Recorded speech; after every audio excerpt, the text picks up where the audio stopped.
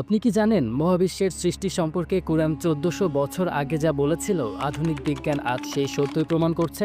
আল্লাহ তাআলা সূরা আল আম্বিয়া আয়াত ৩০-এ বলেন, أولم ير الذين كفروا أن السماوات والأرض كانتا رتقا ففتقناهما وجعلنا من الماء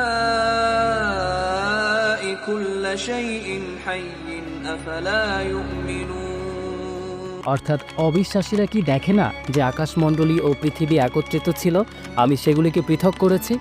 বিজ্ঞানীরা বলেন মহাবিশ্বের শুরু হয়েছিল বিগ ব্যাংয়ের মাধ্যমে। সৃষ্টির শুরুতে সবকিছু একটি বিন্দুতে একত্রিত ছিল এবং পরে এক বিশাল বিস্ফোরণের মাধ্যমে তা ছড়িয়ে পড়ে। কুরআন বহু আগে যে সত্য জানিয়েছে, আধুনিক বিজ্ঞান আজ সেটাই প্রমাণ করছে। কুরআন আল্লাহর কিতাব, সত্য। আধুনিক বিজ্ঞান আজ সেই সত্যকে প্রমাণ করছে। কুরআনের আলোতে বিজ্ঞানের বিষয় জানতে সাবস্ক্রাইব করুন নূর।